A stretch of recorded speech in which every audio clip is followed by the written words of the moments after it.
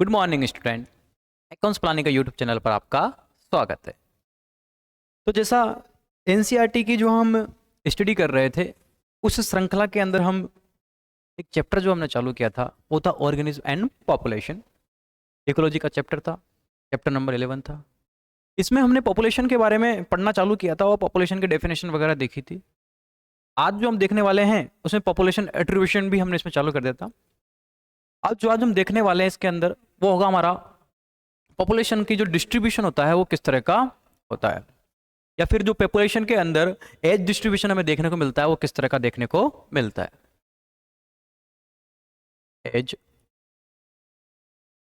Distribution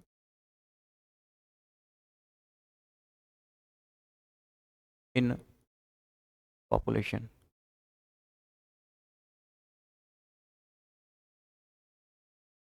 देखिए, जब भी हम किसी पॉपुलेशन को देखते हैं तो पॉपुलेशन के अंदर हमें कुछ सर्टेन टाइप के एज ग्रुप देखने को मिलते हैं। In any population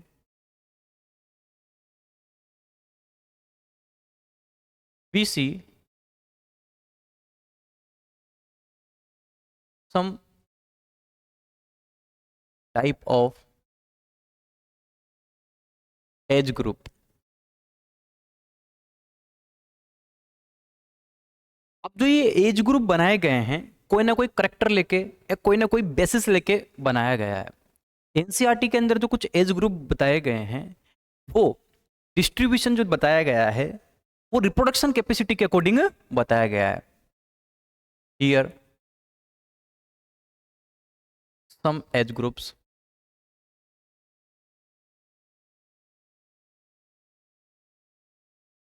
according to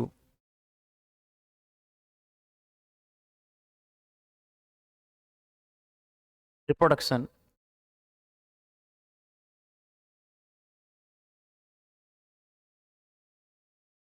ability। अब देखिए, जब मैं किसी पॉपुलेशन को डीपली स्टडी करता हूं तो मेरे को वहां पर तीन तरह के एज ग्रुप्स दिखाई देते हैं। एक तो देखो,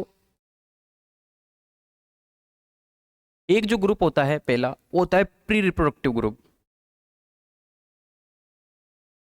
प्री रिप्रोडक्टिव ग्रुप। और एक जो मुझे देखने को मिलता है वो होता है रिप्रोडक्टिव ग्रुप।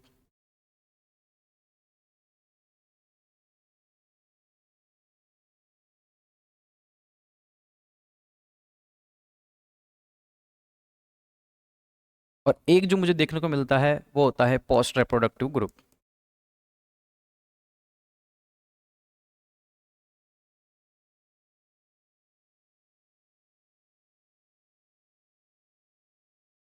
देखिए, इसे कुछ साइन के द्वारा बताया जाता है। जैसे प्री रिप्रोडक्टिव को शॉर्ट में लिखते हैं हम PR, और इसे लिखते हैं हम रिप्रोडक्टिव,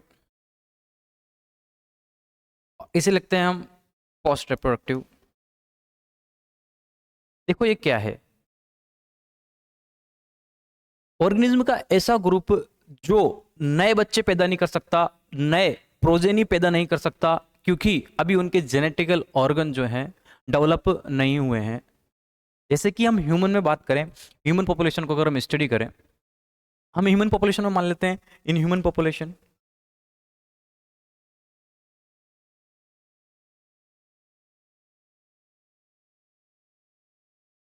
तो देखो, हमें याद है जैसे कि 1 साल से लेके 1 year to 15 year, इस एज ग्रुप के जो ऑर्गेनिज्म होंगे ह्यूमन पॉपुलेशन के अंदर वो नए बच्चे पैदा करने में कैपेबल नहीं होंगे, क्योंकि हम देखते हैं जब तक कि मेंस्ट्रुअल साइकिल स्टार्ट नहीं होगी तब तक रिप्रोडक्टिव लाइफ चालू नहीं होती है। क्योंकि जब तक ओवम नहीं बनेंगे, ओवम तो बनना चालू होंगे तो क्या होगा, मेंस्ट्रुअल साइकिल स्टार्ट हो जाएगी। उसी के बाद महिला गर्भ धारण कर सकती है। तो ये प्री रिप्रोडक्टिव ग्रुप होता है।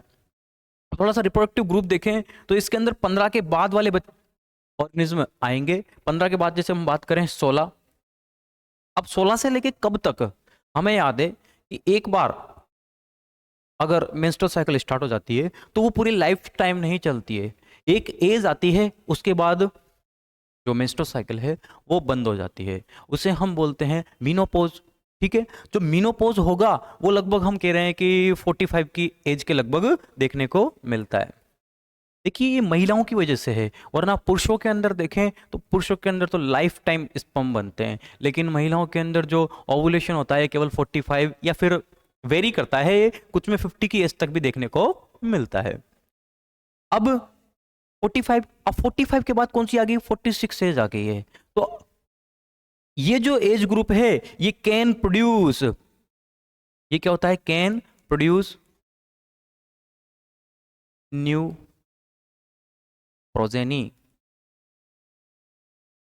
लेकिन आफ्टर मीनोपोज 46 एज की एज के बाद जब मेंस्ट्रुअल साइकिल रुक जाएगी,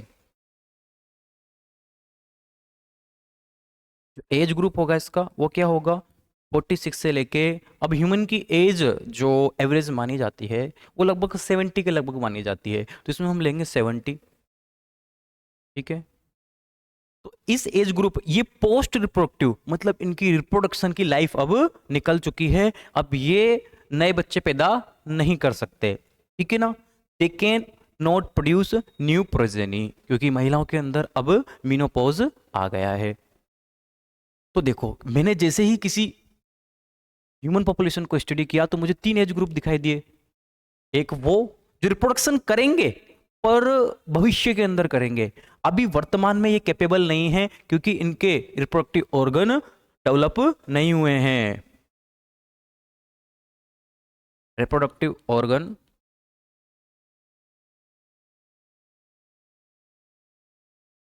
नॉट डेवलप,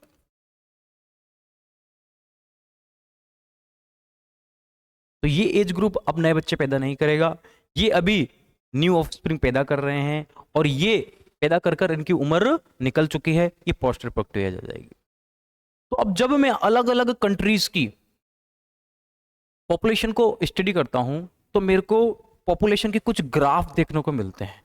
ठीक है, अलग अलग कंट्रीज को जब मैं स्टडी करता हूं तो मेरे को कई पॉपुलेशंस के ग्राफ देखने को मिलते हैं, जिससे मैं बता सकता हूं कि भविष्य के अंदर आगे और ज्यादा पॉपुलेशन बढ़ने वाली है, या पॉपुलेशन जितनी है उतनी रहेगी, या फिर पॉपुलेशन घटने वाली है। ये इसको अगर हम डीपली स्टडी करें तो हमें पता लग जाएगा। तो मुझे 3 टाइप ऑफ पैटर्न देखने को मिलते हैं, 3 type of pattern present in different countries।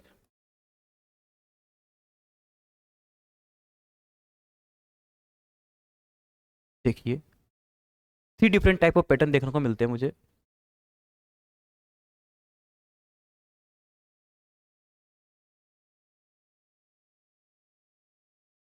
एक होगी जो भविष्य के अंदर ग्रोथ करेगी, उसे बोलेंगे आप एक्सपेंडिंग पॉपुलेशन। क्या बोलेंगे, एक्सपेंडिंग पॉपुलेशन।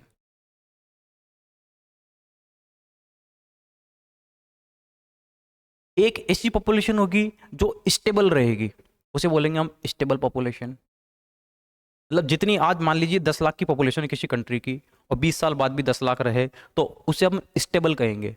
ऐसी कोई कंट्री है जिसकी 10 लाख की पॉपुलेशन है लेकिन भविष्य के अंदर 15 लाख होंगे, फिर 15 लाख के बाद वो 20 लाख होने वाले हैं, इसे हम एक्सपेंडिंग पॉपुलेशन कहेंगे। ये होगी स्टेबल पॉपुलेशन। एक हो जाएगी डिक्लाइनिंग, जो भविष्य में जिनकी पॉपुलेशन गिरने वाली है जिस कंट्री की, उसे बोलेंगे डिक्लाइनिंग।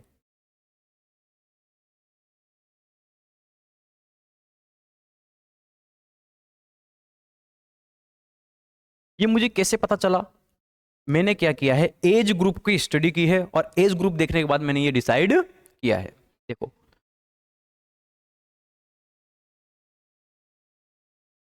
जो सबसे नीचे का मैं बेस बना रहा हूं, ये मैं पॉपुलेशन का ग्रेथ बना रहा हूं जो पोस्ट रिप्रोडक्टिव, जिनकी एज निकल चुकी है, या फिर मैं वो बनाऊंगा जिनकी एज आने वाली है, प्री रिप्रोडक्टिव बनाते हैं हम, प्री रिप्रोडक्टिव, ठीक है। दूसरा जो मैं स्टेज बनाने वाला हूं वो रिप्रोडक्टिव की बनाने वाला हूं, जो बच्चे पैदा कर रहे हैं। और तीसरी जो मैं बनाने वाला हूं वो है पोस्ट रिप्रोडक्टिव की, पोस्ट रिप्रोडक्टिव। ये जो ग्राफ बना है एक्सपेंडिंग पॉपुलेशन का, ये कैसा ग्राफ बना है भाई? ये बना है पिरामिड शेप ग्राफ।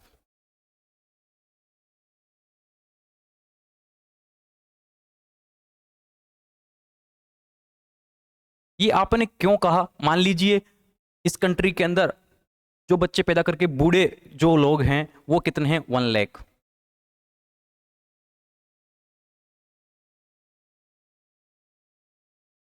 ठीक है। और जो अभी बच्चे पैदा कर रहे हैं वो मान लीजिए कितने हैं? 5 लाख। ठीक है। और जो भविष्य में आके बच्चे पैदा करेंगे वो मान लीजिए कितने हैं? 10 लाख। तो इस पॉपुलेशन के चार्ट को देख के क्या लग रहा है हमें कि देखो अभी 5 लाख लोग बच्चे पैदा कर रहे हैं, लेकिन 20 साल बाद ये रिप्रोडक्टिव एज जब रिप्रोडक्शन करने लायक हो जाएगी तो 10 लाख और ज्यादा बच्चे पैदा करेंगे, जितने 5 लाख कर रहे हैं और ज्यादा। मतलब भविष्य में जो है ग्रोथ ज्यादा होने वाली है। ठीक है। तो ऐसी पॉपुलेशन को हम क्या कहेंगे? एक्सपेंडिंग पॉपुलेशन कहेंगे। क्लियर है? नेक्स्ट अगर जब हम आगे बात करते हैं स्टेबल पॉपुलेशन में, तो देखो इसका कैसा ग्राफ बनेगा।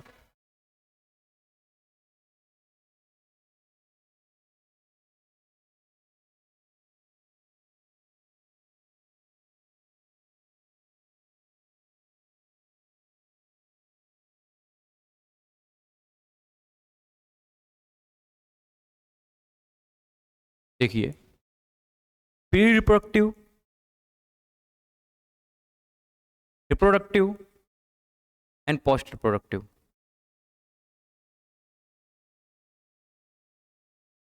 रिप्रोडक्शन जितने ऑर्गेनिज्म कर रहे हैं भविष्य में जाकर भी, लिख लेते हैं यहाँ पे जैसे 1 लाख मान लेते हैं इसको भी, इसको मान लेते हैं हम 5 लाख, और इसको भी मान लेते हैं 5 लाख, क्योंकि मैंने दोनों बेस बराबर बनाया है। तो आज वर्तमान में 5 लाख लोग बच्चे पैदा कर रहे हैं, इनकी रिप्रोडक्टिव एज चल रही है।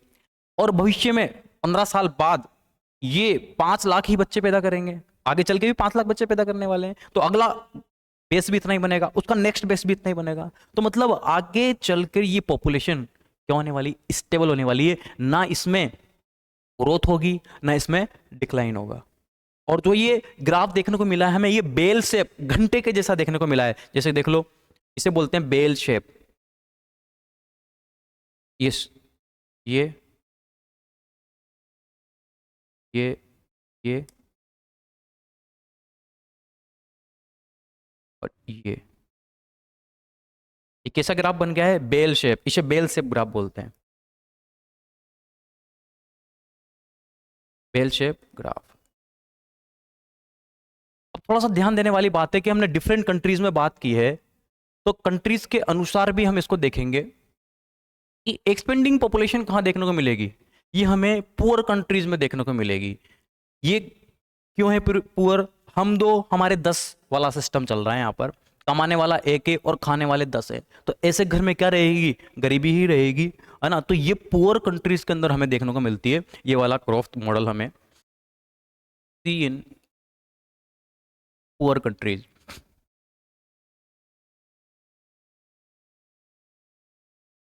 लेकिन जैसे जैसे शिक्षा आएगी, ज्ञान मिलेगा, एजुकेशन आएगी, एजुकेशन आने के बाद वहाँ की पब्लिक में अकल आ जाएगी, क्योंकि ये डेवलप हो चुके हैं, डेवलप कंट्री है ये, कि भाई जितने बच्चे पैदा करेंगे उतनी गरीबी आएगी। हम दो, हमारे दो बिल्कुल ठीक है, 2 कमाने वाले और 2 खाने वाले, गरीबी नहीं आएगी। ये हमें डेवलप कंट्री के अंदर, मतलब जितने 2 लोग हैं, 2 ने 2 ही पैदा किए हैं, हम 2 हमारे 2, तो ये जो सिस्टम देखने को मिलता है, ये सिस्टम हमें डेवलप कंट्री के अंदर देखने को मिलता है। इन डेवलप्ड कंट्री, ठीक है। अब जो मैं नेक्स्ट बात करूंगा, डिक्लाइनिंग, मतलब भविष्य के अंदर पॉपुलेशन गिरने वाली है। इसको देख लेते हैं हम।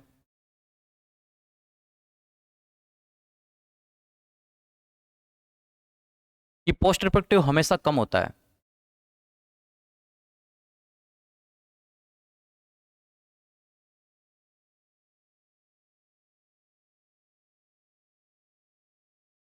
ये हो गया पोस्ट रिप्रोडक्टिव, जिनकी एज निकल चुकी है। ये हो गया रिप्रोडक्टिव, इनकी बच्चे पैदा करने की एज चल रही है। और यह है प्री रिप्रोडक्टिव, जो भविष्य में जाके बच्चे पैदा करेंगे। अब मुझे बताइए, ये नंबर कम देखने को मिल रहा है। भविष्य के अंदर जो छोटे छोटे बच्चे हैं वो अभी, मतलब ये हम दो हमारा एक वाला सिस्टम चल रहा है, हम दो हमारे एक। अभी जितने हैं भविष्य वो कम बच्चे पैदा कर रहे हैं। तो बताओ आगे बच्चे पैदा करने वाले जो पॉपुलेशन होगी, जब ये रिप्रोडक्टिव एज में आएंगे 15 साल बाद, अब ये बच्चे उतने नहीं और कम पैदा करेंगे। ऐसा क्यों देखने को मिल रहा है? जो ओवर डेवलप हो जाती हैं, हायर डेवलप कंट्रीज हो जाती हैं, जैसे जापान वगैरह, आप जापान में देखोगे तो वहां पे एज जो है, वहां पे टाइम नहीं है। वो अमीर क्यों है कंट्री? क्योंकि वहां पर सब काम करने में लगे हुए हैं। वो काम करते हैं तो उनको बच्चे पालने का समय नहीं होता, तो वो बहुत ही कम बच्चे पैदा करते हैं। ऐसा हमें कहाँ पे देखने को मिलता है? ये जो ग्राफ देखने को मिला हमें, स्पिंडल शेप, जो काजू कतली आपने देखी होगी इस तरह से, इसे स्पिंडल शेप कहते हैं। इसे स्पिंडल शेप ग्राफ बनाया इसमें, डिक्लाइनिंग।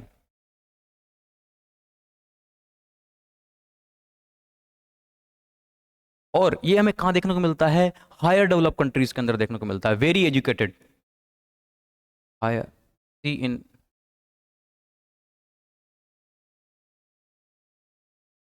Higher country. क्यों? क्योंकि कंट्री जितनी ज़्यादा डेवलप होगी वहाँ उतनी रिचनेस मिलेगी, और जितनी रिचनेस मिलेगी वहाँ पर उतनी ज़्यादा महंगाई होगी। मान लीजिए आज सभी के पास 1-1 लाख रुपए हैं और एप्पल खरीदना है, तो कोई 100 रुपये क्यों 200 रुपये देके भी खरीद सकता है, क्योंकि उनके पास परचेजिंग पावर है। तो एक्सपेंसिव कंट्रीज, डेवलप कंट्रीज क्या हो जाती हैं? एक्सपेंसिव हो जाती हैं, तो लिविंग कॉस्ट ज़्यादा होती है।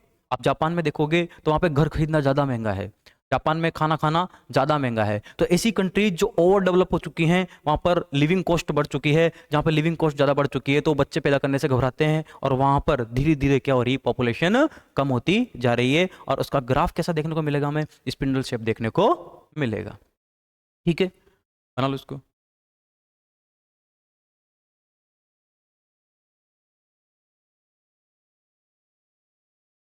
ठीक है, आगे देख लेना आप। अब हम बात करेंगे पॉपुलेशन डेंसिटी की। इतना हमारा हो गया है। नेक्स्ट जो हम एट्रीब्यूट देखेंगे वो देखेंगे पॉपुलेशन डेंसिटी।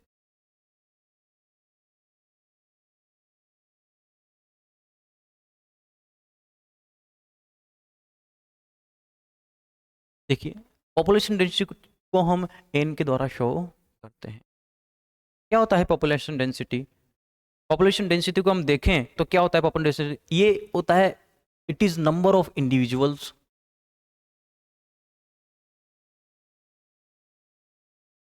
ऑफ इंडिविजुअल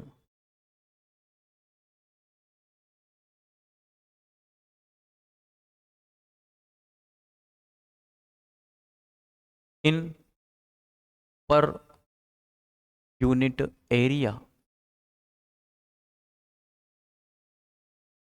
देखिए, टोटल पॉपुलेशन नहीं है ये, टोटल पॉपुलेशन नहीं है ये, पर यूनिट एरिया के अंदर पॉपुलेशन है। हम एक एग्जांपल के द्वारा इसको समझने की कोशिश करेंगे। मैं दो पॉपुलेशन बना रहा हूँ।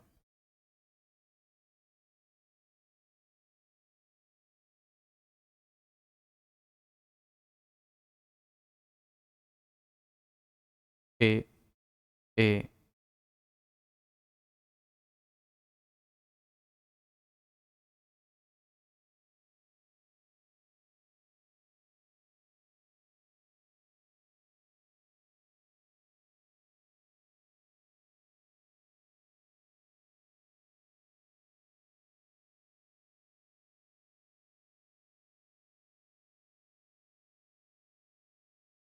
ये मैंने पॉपुलेशन बनाई है।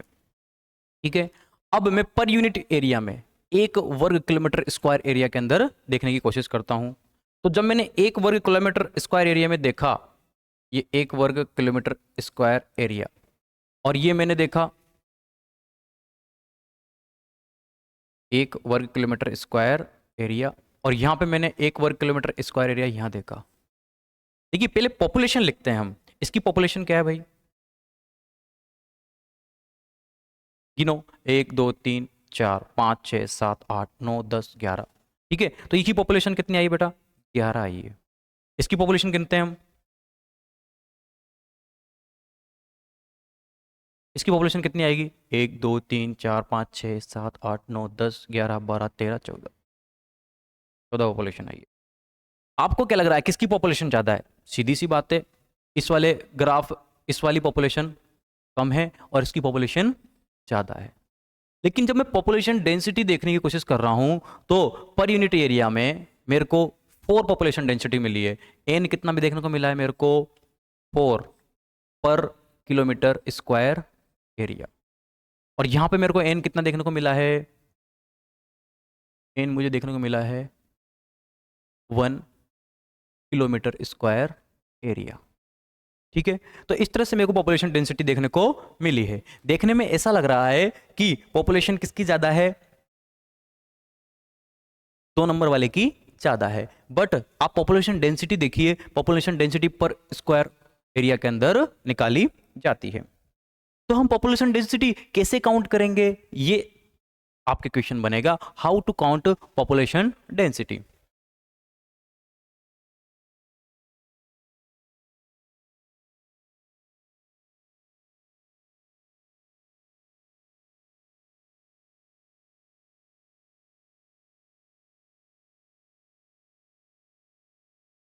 देखिए जो सबसे बेस्ट मेथड है, डायरेक्ट काउंट करो।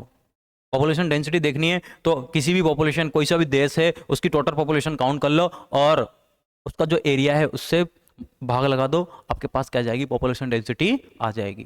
ठीक है, तो बेस्ट मेथड क्या है इसका, best method count number, count number and divide by total count number and divide by total area. तो किसी भी कंट्री की आपको डेंसिटी निकालनी है या किसी भी इकोसिस्टम की आपको पॉपुलेशन डेंसिटी निकालनी है, तो वो उस इकोसिस्टम के अंदर आप जाइए, उस स्पीसीज के जितने भी टोटल इंडिविजुअल है उनको काउंट कीजिए और वो इकोसिस्टम जिस भी एरिया के अंदर फैला हुआ है उस एरिया का आप भाग लगा दीजिए, आपके पास पॉपुलेशन डेंसिटी आ जाएगी। ठीक है, अब बात चल रही है कि कंट्री कई बार बड़ी है, ऐसी कुछ चीजें हैं जहां पर आपका एक काउंटिंग मेथड काम नहीं करेगा। कौन कौन सी जगह पे काम नहीं करेगा, ये सब एनसीईआरटी के आंसर मेंशन है, उसको हम देखेंगे। अदर मेथड्स,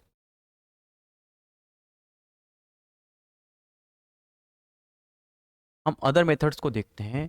तो इसमें हम देखते हैं कि जैसे कि फर्स्ट में देखता हूं, for very large and very small organism, जैसे कि मान लीजिए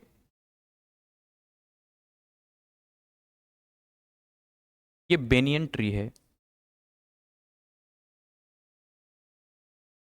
और मैं यहाँ कुछ घास बना रहा हूँ, 1 2 3 4 5 6 7 8 9 10, मैंने 10 ग्रासेस बना दी।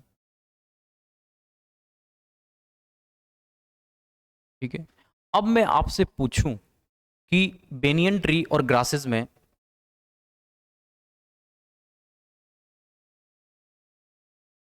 और ये होगी ग्रासेस,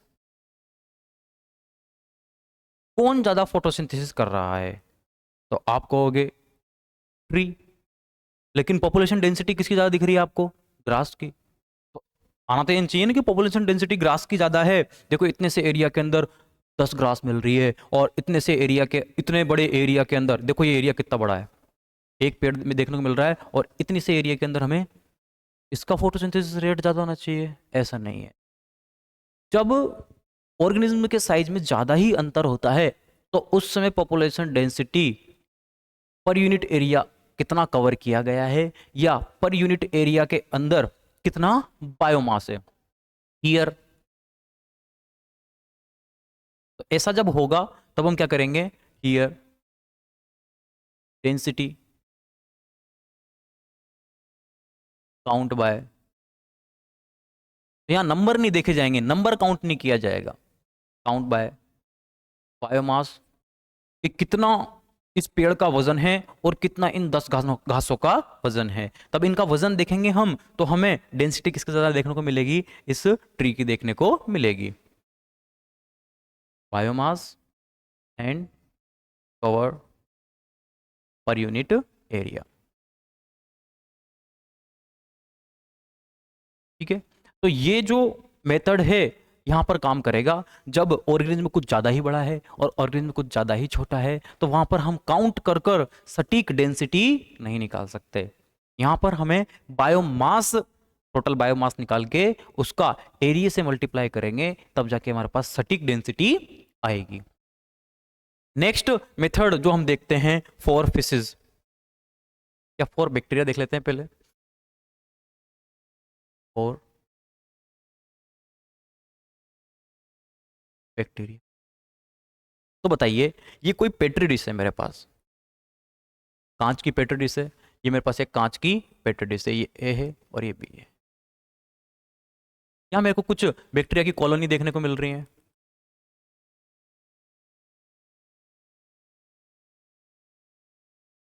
यहाँ भी मेरे को कुछ बैक्टीरिया की कॉलोनी देखने को मिल रही है।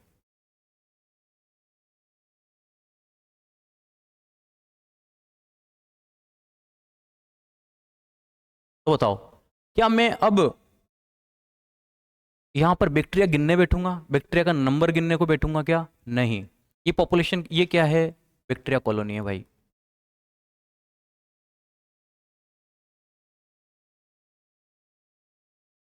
तो जब ऑर्गेनिज्म माइक्रोस्कोपिक होता है, तब माइक्रोस्कोपिक ऑर्गेनिज्म में हम उनके नंबर काउंट करना पॉसिबल, एक सुई की नोक पर मिलियंस ऑफ बैक्टीरिया प्रेजेंट हो सकते हैं, इतने छोटे होते हैं। तो क्या एक सुई की नोक के पे कितने बैक्टीरिया है, क्या उनको अपन काउंट कर सकते हैं उनकी डेंसिटी निकालने के लिए, पॉसिबल ही नहीं है ना। तो फिर ऐसी जगह पर हम उनकी कॉलोनीज काउंट करते हैं कि पेट्री डिश के अंदर कितनी कॉलोनी का फॉर्मेशन हुआ है।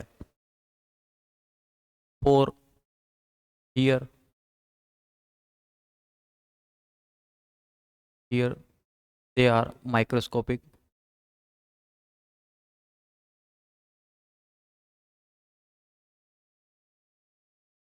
सो नंबर काउंटिंग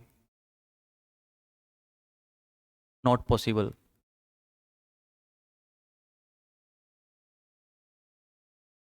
तो फिर क्या करेंगे हम, कौन सा मेथड अपनाएंगे, यहां पर हम कॉलोनी काउंट करेंगे। फॉर डेंसिटी,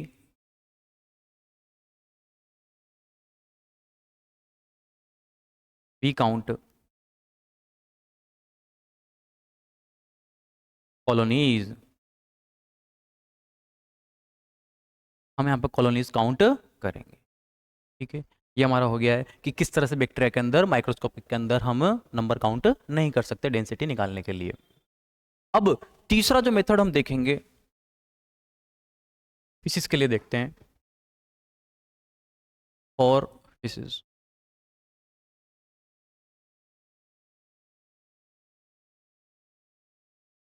देखो, मैं दो तालाब बना रहा हूं,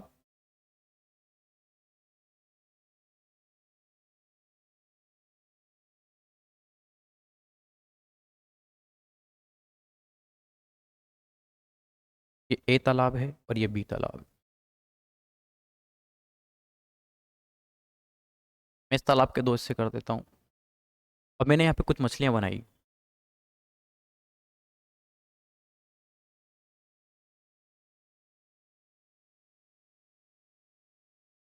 ठीक है, इसके भी मैं, इसमें मछलियां बना देता हूँ मैं भी।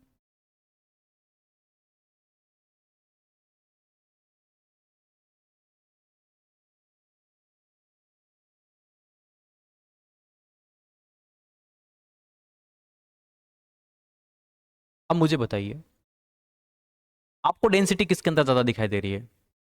बी के अंदर डेंसिटी ज़्यादा दिखाई दे रही है। पर गिनने जब आप मछलियों को जाओगे तो कौन सी समस्या आपके सामने आएगी पता है? मान लीजिए मैंने ये 3 मछलियाँ गिन ली, यहाँ पर काउंट कर ली, ठीक है, लेकिन जब मैं इस एरिया के अंदर मछली काउंट करने जाता हूँ तो इधर की तीनों मछलियाँ तैर के किधर आ जाती हैं? इस साइड में। तो बताओ मैंने ये मछलियाँ कितनी बार, इनसे मना करूंगा क्या मैं? नहीं, अभी काउंटिंग चल रही है बेटा, आपको इस एरिया के अंदर नहीं आना है। इतनी समझदार है कि मछलियाँ अभी काउंटिंग चल रही है, 2 बार गिनती ना हो जाए तो कुछ मछलियाँ उधर रहेंगी, कुछ मछलियाँ तो गिनना ही पॉसिबल नहीं है। आप कैसे एक तालाब के अंदर मछलियों को गिन लोगे? तो यहाँ पर एक्वेटिक इकोसिस्टम के अंदर आप काउंट ही नहीं। तो फिर डेंसिटी कैसे पता चलेगा मेरे को कि ए के अंदर डेंसिटी ज्यादा है कि बी के अंदर डेंसिटी? हम जाल डालेंगे। क्या डालेंगे? जाल। मैंने इस तालाब के अंदर जाल डाला और इस तालाब के अंदर जाल डाला, तो बताओ एक बार जाल डालने पर किस में ज्यादा मछलियां फंसेंगी? जिसमें डेंसिटी ज्यादा है, ठीक है। तो बताओ बी के अंदर जब मैं जाल डालूंगा तो इसके अंदर मछलियां ज्यादा फंसेंगी, तो बताओ किसकी डेंसिटी ज्यादा आ जाएगी? बी की डेंसिटी ज्यादा आ जाएगी, ठीक है। तो नंबर ऑफ फिशेज तो कैसे काउंट करेंगे? पॉपुलेशन डेंसिटी और पॉपुलेशन डेंसिटी।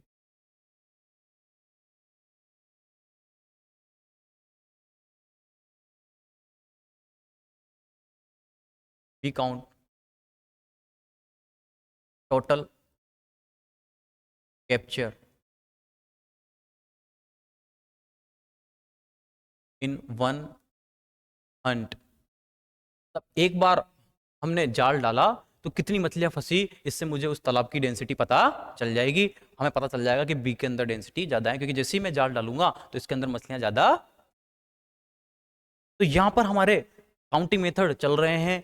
चौथा जो हम काउंटिंग मेथड देखते हैं वो होगा पुकार जानवरों के लिए।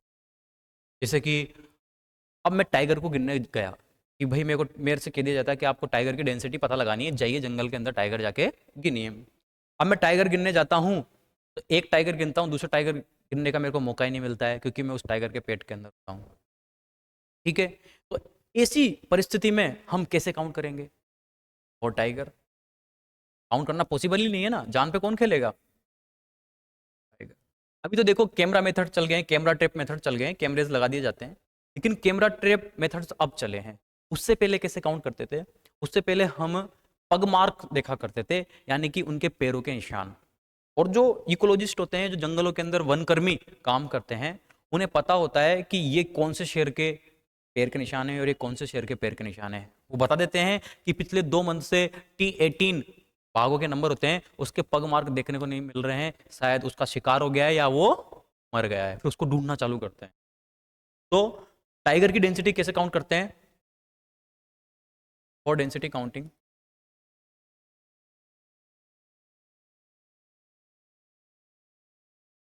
वी काउंट पग मार्क,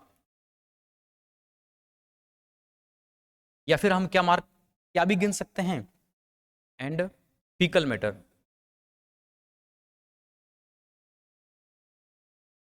देखिए टाइगर होते हैं, ये अपनी टेरिटरी डिसाइड करते हैं फीकल मैटर और यूरिन के द्वारा। तो हमें पता चल जाता है कि कितनी टेरिटरी में कौन कौन से टाइगर मिलते हैं। हमें 10 टेरिटरी देखने को मिली, 10 जगह पे फीकल मैटर देखने को मिला जंगल के अंदर, तो उस जंगल के अंदर 10 टाइगर रहते हैं, ठीक है। इस तरह से हम काउंट करते हैं, ठीक है, इसको लिख लीजिए।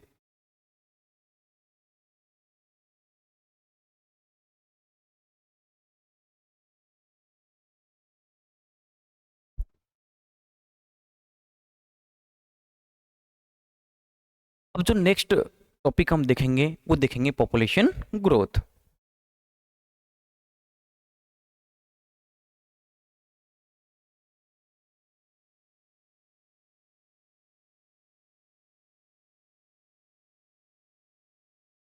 पॉपुलेशन ग्रोथ, भाई पॉपुलेशन ग्रोथ क्या होता है? इसे हम एन T+1 से शो करते हैं कि पॉपुलेशन में कुछ समय बाद कितनी वृद्धि हो गई है। इसका एक फॉर्मूला एनसीईआरटी के अंदर दिया हुआ है, जो डायरेक्ट आपके 1 या 2 नंबर में पूछा जा सकता है कि पॉपुलेशन ग्रोथ का फॉर्मूला डेराइव कीजिए। देखो कैसे इसका पॉपुलेशन ग्रोथ का फॉर्मूला निकाला गया है। N T plus one equal to N T plus P plus I P plus I minus T plus E. ये जो फॉर्मूला होता है ये हमारा पॉपुलेशन ग्रोथ का फॉर्मूला होता है। अब इसके अंदर जो एन टी प्लस वन है ये क्या है, कुछ समय बाद पॉपुलेशन में ग्रोथ कितनी हुई। एक साल बाद ग्रोथ तो एन टी प्लस वन कर देंगे, 2 साल बाद ग्रोथ कितनी हुई है तो एन टी प्लस टू कर देंगे, 3 साल बाद ग्रोथ कितनी हुई तो एन टी प्लस थ्री कर देंगे। टोटल पॉपुलेशन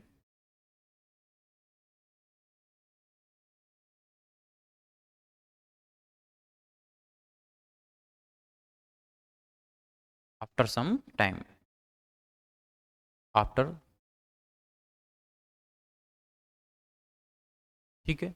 अब एन टी क्या है, ये इनिशियल पॉपुलेशन है।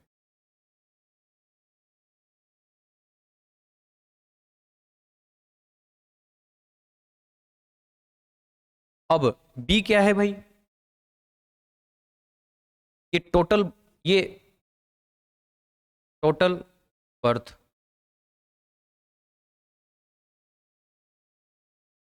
एड इन पॉपुलेशन,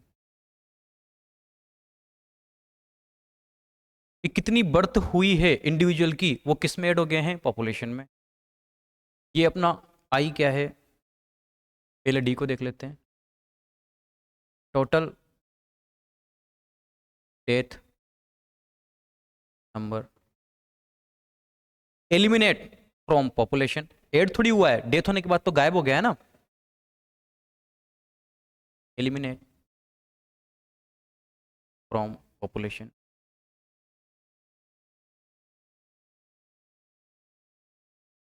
ठीक है। आई क्या है हमारा,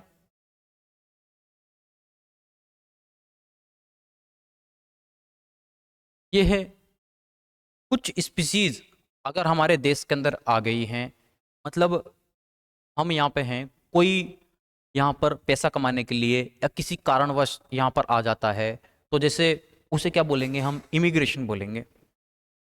जैसे पाकिस्तान की सीमा आई थी भारत शादी करने के लिए अपने 3-4 बच्चों के साथ, तो वो क्या है, इमिग्रेशन है। अब इमिग्रेशन होने से हमारे देश के अंदर क्या बढ़ गई है, पॉपुलेशन बढ़ गई। तो किसी का हमारे देश के अंदर आ जाना वो क्या कहलाएगा, इमिग्रेशन कहलाएगा। Some species member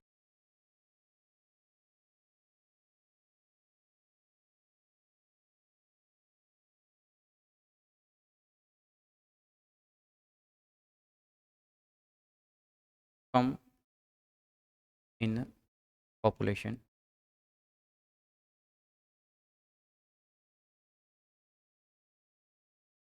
from outside, तो इसे क्या बोलते हैं हम, इमिग्रेशन बोलते हैं बच्चों। क्या बोलते हैं, इमिग्रेशन।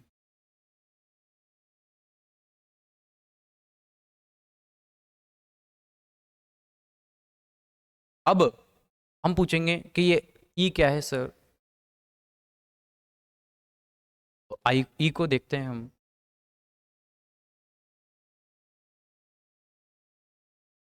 जो ई होता है ये एमिग्रेशन होता है।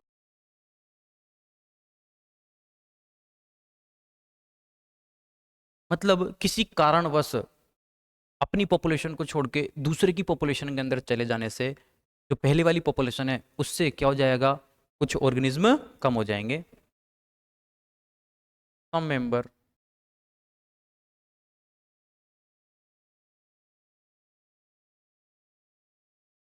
Goes outside from population. तो देखिए किस किस से पॉपुलेशन में ग्रोथ होगी, मतलब ग्रोथ पॉपुलेशन के अंदर बढ़ेंगे, तो देखो बर्थ के द्वारा पॉपुलेशन में वृद्धि होगी, इमिग्रेशन किसी और देश से हमारा देश के अंदर आ जाएगा तो इससे भी पॉपुलेशन में वृद्धि होगी।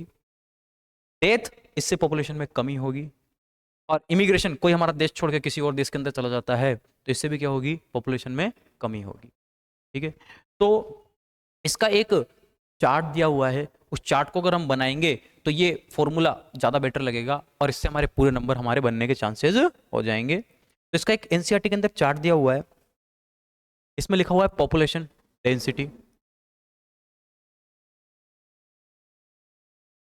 पॉपुलेशन किसी एन टी टाइम पर पॉपुलेशन, और हम क्या देख रहे हैं कि दो एरो इसके अंदर आ रहे हैं,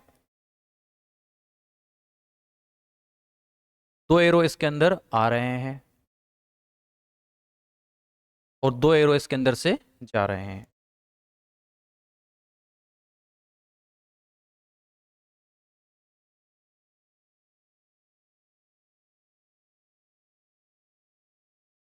हमें बताना है ये कौन कौन सी चीजें हैं। देखो, जो आ रहे हैं उनसे तो पॉपुलेशन में वृद्धि होगी, और जो पॉपुलेशन से इसमें निकल रहे हैं उससे पॉपुलेशन में हानि होगी। तो देखो, मान लीजिए ये बर्थ है, बर्थ रेट है, तो बर्थ रेट की वजह से तो पॉपुलेशन में वृद्धि होगी, और ये मान लीजिए डेथ है, डेथ रेट, तो इसकी वजह से पॉपुलेशन में क्या होगी, हानि होगी। तो बर्थ के सामने हमने डी बना दिया।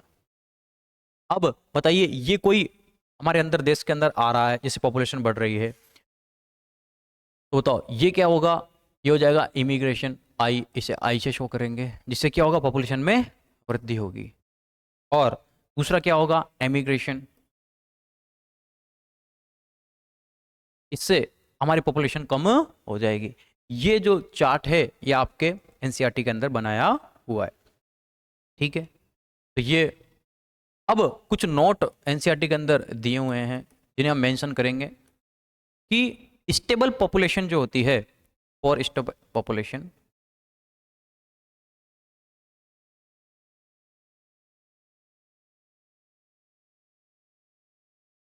स्टेबल पॉपुलेशन के लिए क्या ज़्यादा इंपॉर्टेंट होता है, स्टेबल पॉपुलेशन के लिए बर्थ और डेथ ज़्यादा इंपॉर्टेंट होती है। B and T is more important.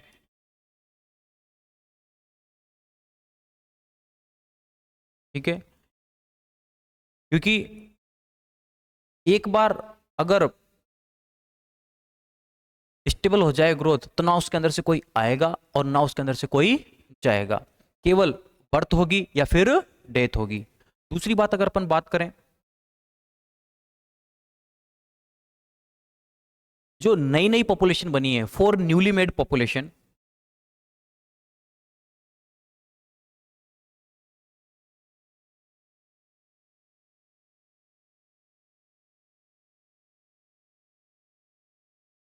जो पॉपुलेशन बिल्कुल नई नई बनी है, उसमें ना बर्थ और डेथ, क्योंकि जैसे ही कोई नई पहले जो पॉपुलेशन है, ना उसमें बर्थ होगी ना उसमें डेथ होगी, अभी जस्ट नई बनी है, तो किससे बनी होगी, या तो वो एक ही चीज से बनी होती है। पहले के जमाने में जब राजा महाराजा नया शहर बसाते थे तो वो किसी और शहर से वहां पर पब्लिक लाके बसाया करते थे। जैसे कि अपने एनसीईआरटी के अंदर एक एग्जाम्पल है, मॉरिशस का दिया हुआ है।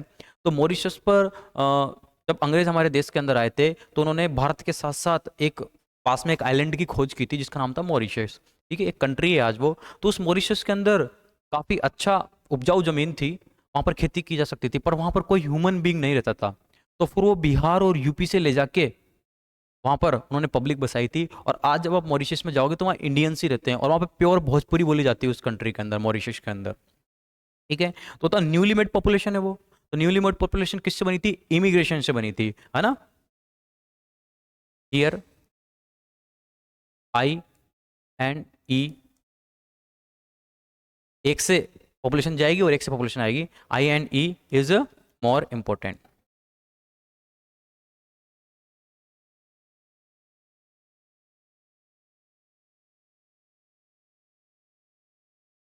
तो ये हो जाता है हमारा पॉपुलेशन। ठीक है, बना लो इसे।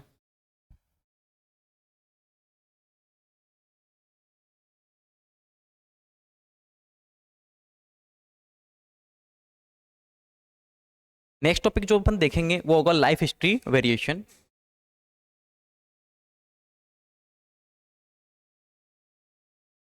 Life history variation.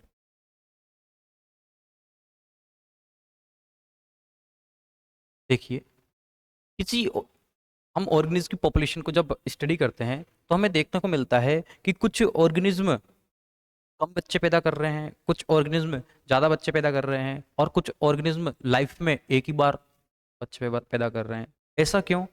इसे हम लाइफ हिस्ट्री वेरिएशन कहते हैं कि किसी भी ऑर्गेनिज्म की हिस्ट्री में उसने कितनी लाइफ रिप्रोड्यूस की है, इसे लाइफ हिस्ट्री वेरिएशन कहा जाता है। और वेरिएशन का मतलब है कि हर ऑर्गेनिज्म के अंदर उनकी ज़रूरतों के अनुसार अलग अलग देखने को मिलती है।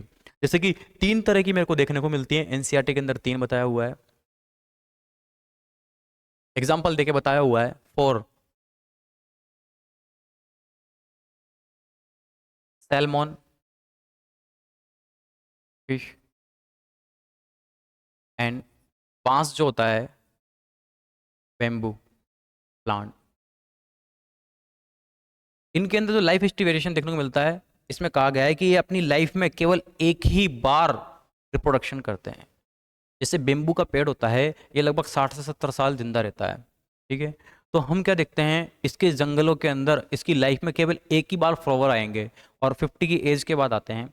और जब इसमें फ्लावर आते हैं, इतने फ्लावर आते हैं, इतने फ्लावर आते हैं कि जंगल में 1 से 2 फीट की 1 से 2 इंच की क्या परत बिछ जाती है फूलों की। अगर आप उस पर चलोगे तो ऐसा लगेगा जैसे फूलों के कारपेट पे चल रहे हो, इतने फ्लावर आते हैं इसके अंदर। और इसकी पूरी एनर्जी रिप्रोडक्शन में चली जाती है, क्योंकि ये हाई अमाउंट में सीड और फ्लावर रिप्रोड्यूस करता है, लेकिन लाइफ में एक ही बार करता है, ठीक है ना। और वैसे क्या है, ये ग्रास है, ग्रास, ऐसी ग्रास जो इतनी लंबी हो गई, इतना बड़ा हो गया, आपको पेड़ के जैसा दिखता है, पर वो ग्रास होती है। अब इतनी छोटी सी ग्रास इतनी बड़ी बेम्बू इतना बड़ा क्यों हो गया है? क्योंकि उसने अपनी पूरी जो एनर्जी है वो अपनी वेजिटेटिव ग्रोथ के अंदर लगाई है, रिप्रोडक्टिव ग्रोथ को उसने वेस्ट नहीं किया, रिप्रोडक्टिव ग्रोथ के अंदर उसने एनर्जी नहीं लगाई है, इसलिए उसकी वेजिटेटिव ग्रोथ ज़्यादा हो जाती है, इसलिए वो ग्रास हमें पेड़ की तरह देखने को मिलती है, सबसे बड़ी ग्रास मानी जाती है। अब बेम्बू में बात करें तो ये अपनी पूरी एनर्जी को सेव करके रखता है, और जब इसका जीवन का अंतिम समय आता है तभी क्या करता है, रिप्रोडक्शन करता है, और बहुत अमाउंट में रिप्रोडक्शन करता है। और रिप्रोडक्शन के बाद पूरा जंगल साफ हो जाता है, जंगल के अंदर एक भी प्लांट नहीं बचता है, एक भी बेम्बू का पेड़ नहीं बचता है। और कोई भी इंसान है वो जीवन में एक ही बार बेम्बू के फ्लावर देख सकता है, क्योंकि हम 70 साल के लगभग जिंदा रहते हैं, और ये भी लगभग 50 से 70 की एज के लगभग ही क्या करते हैं, रिप्रोडक्शन करते हैं। अब मैं बात करता हूं सैल्मन फिश की। तो ये सैल्मन फिश होती है ना बच्चों, ये मिलती है मेराइन वाटर के अंदर, ठीक है ना। जो फिशेस मेराइन वाटर के अंदर मिलती हैं, अगर उन्हें हम फ्रेश वाटर में डाल देंगे तो वो मर जाएंगी, और जो फ्रेश वाटर के अंदर मिलती हैं उन्हें हम मेराइन वाटर के अंदर डाल देंगे तो वो भी मर जाएंगी। और सैल्मन फिश जो होती है ये मेराइन वाटर के अंदर रहती है, ठीक है। लेकिन जो इसके बच्चे होते हैं, ये मेराइन नमकीन पानी होता है, नमकीन पानी को एकदम से अडेप्ट नहीं कर सकते। अगर इसने नमकीन पानी के अंदर, मेराइन वाटर के अंदर इसने अपने बच्चे पैदा किए सैल्मन फिश ने, तो क्या होगा, इसके बच्चे तुरंत मर जाएंगे। इसलिए ये कभी जिंदगी में लास्ट टाइम पर रिप्रोडक्शन करती है, पूरी लाइफ में रिप्रोडक्शन नहीं करती है। जैसे इसका अंतिम समय आता है कि इसको ऐसा लगता है कि अभी ज़्यादा नहीं जी पाएगी, तभी ये कहाँ पे जाती है, फ्रेश वाटर में जाती है, और फ्रेश वाटर में जाके अपने बच्चे पैदा करती है, और फ्रेश वाटर के अंदर ही मर जाती है। और इसके बच्चे पैदा होने के बाद कहाँ पे जाते हैं, मेराइन वाटर के अंदर आ जाते हैं। तो ऐसे ही जैसे बेम्बू भी अपनी लाइफ में एक बार रिप्रोडक्शन करता है, और सैल्मन फिश भी अपने लाइफ में एक बार रिप्रोडक्शन करता है। किस लिए? अपनी लाइफ को ज़्यादा लंबा बनाने के लिए, या ज़्यादा ग्रोथ करने के लिए, एनर्जी को सेव करने के लिए, ठीक है। They reproduce only one time in all life, ठीक है। अब दूसरी बात करते हैं हम,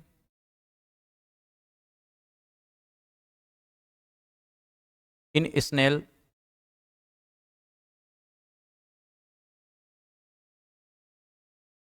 एंड एल्जिक फिश।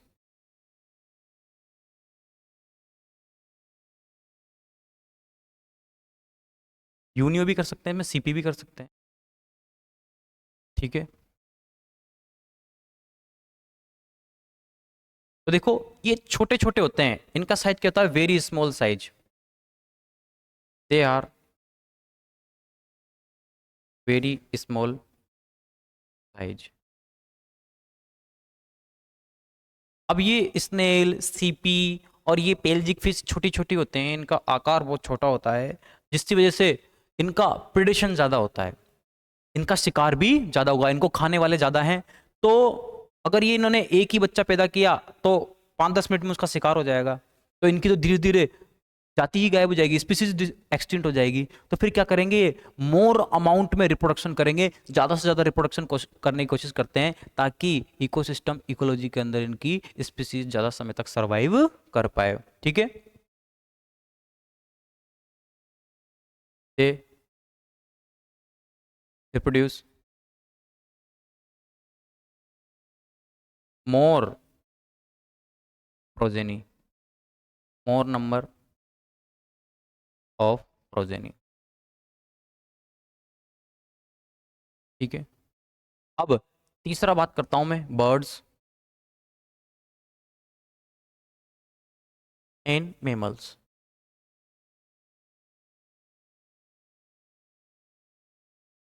देखो, बर्ड्स और मेमल्स में जब मैं बात करता हूं तो मैं क्या देखता हूं, ये बच्चे पैदा करते हैं, लाइफ में कई बार करते हैं, लेकिन बहुत ही कम अमाउंट में बच्चे पैदा करते हैं मेमल्स में। जैसे बताओ, गाय है, वो एक बार में एक ही बच्चा पैदा करेगी, हाथी है एक बार में एक ही बच्चे पैदा करेगी। ये जो पेल्जिक फिश होती है, एक बार में 50-50, 60-60 अंडे देती है, इसमें 50-50, 60-60 बच्चे पैदा हो जाते हैं, है ना। जो ये यूनियो है, इसमें एक बार में 30 से 40 यूनियो एक बार में रिप्रोड्यूस हो जाते हैं इससे, इसके अंडों से। लेकिन बर्ड्स, मेमल्स, इनमें देखते हैं तो एक बार में कुछ ही एनिमल ये पैदा करते हैं। जैसे ह्यूमन है तो एक बार में एक, हाथी है तो एक बार में एक, घोड़ा है तो एक बार में एक, तो मतलब कम अमाउंट में। क्यों? क्योंकि ये क्या होते हैं, जिनकी फूड चेन होती है ना इकोसिस्टम के अंदर, ये बिल्कुल टॉप पे होते हैं, इनका शिकार बहुत ही कम होता है। बर्ड से कोई शिकार करने आएगा, उड़ जाएगी। मेमल तो सबसे ज्यादा डेवलप है, उनका कौन शिकार करेगा, भाग जाएंगे। हिरण का शिकार करने में शेर को कितना मेहनत लगती है, वो तुरंत भाग जाता है। ठीक है, इनसे बचने के उपाय, मेमल्स क्या होते हैं, दिमाग से तेज होते हैं, इन्हें पता है कि इनका शिकार बहुत कम होता है, तो इनकी स्पीसीज को ज्यादा खतरा नहीं होता है। तो क्या करते हैं, ये बहुत ही कम अमाउंट में क्या करते हैं, रिप्रोडक्शन करते हैं, रिप्रोड्यूस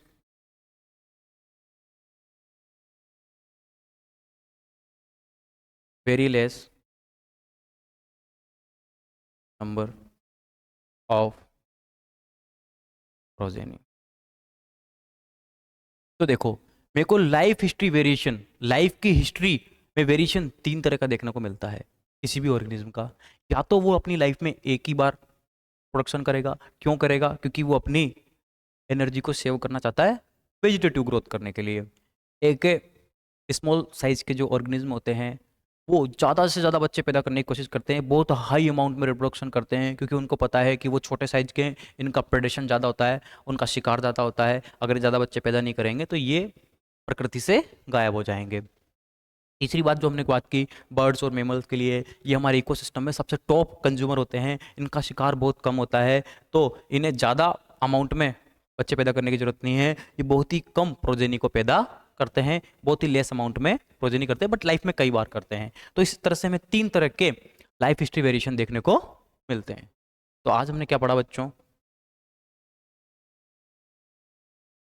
आज हमने पढ़ा एज डिस्ट्रीब्यूशन, देखा कि 3 तरह के एज होते हैं, रिप्रोडक्टिव एज होती है, रिप्रोडक्टिव एज होती है, और एक पोस्ट रिप्रोडक्टिव एज ग्रुप होता है। इसके आधार पर हमें 3 कंट्रीज में, 3 अलग अलग कंट्रीज में 3 अलग अलग तरह की पॉपुलेशन देखने को मिलती है। एक ऐसी कंट्री जहाँ भविष्य में और ज़्यादा पॉपुलेशन बढ़ने वाली है, ये ऐसा हमें गरीब कंट्रियों के अंदर देखने को मिलता है।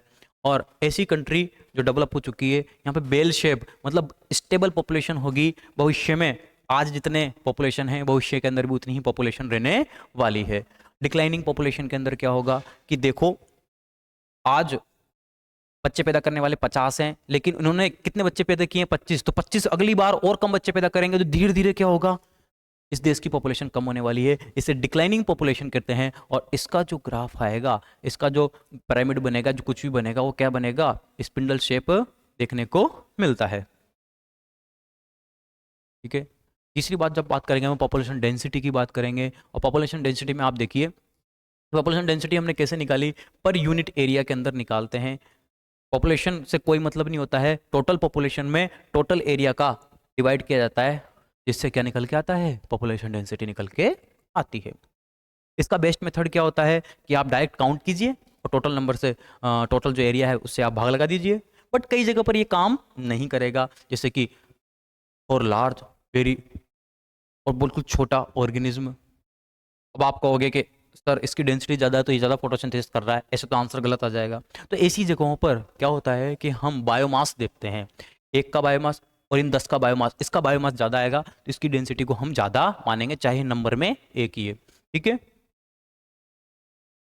बैक्टीरिया के लिए देखा, कह रहे हैं कि हम बैक्टीरिया को काउंट करना पॉसिबल ही नहीं है, तो फिर क्या करते हैं हम वहां पर कॉलोनीज को काउंट करते हैं, कॉलोनीज को, क्योंकि कॉलोनी बैक्टीरिया एक अकेला बैक्टीरिया नहीं देखा जा सकता, बट बैक्टीरिया की कॉलोनी इजीली दिखाई देती है पेट्री डिश के अंदर। जब आप बैक्टीरिया ग्रो करोगे तो आपको पता चल जाएगा।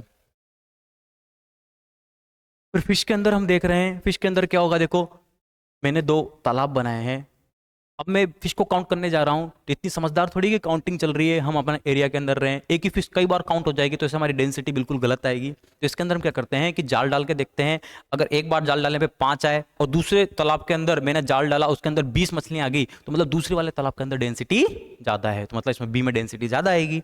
ठीक है, फिर टाइगर के लिए बात की तो डेंजरस एनिमल होते हैं, है ना, जो बिल्कुल कार्निवोरस होते हैं, अगर हम उसको काउंट करने की कोशिश करेंगे तो फिर हम स्वर्गीय में काउंट हो जाएंगे। तो ऐसी जगह पर क्या करेंगे, हम उनका काउंट करने के लिए उनके पैरों के निशान को काउंट करेंगे और उनके फीकल मैटर को काउंट करेंगे।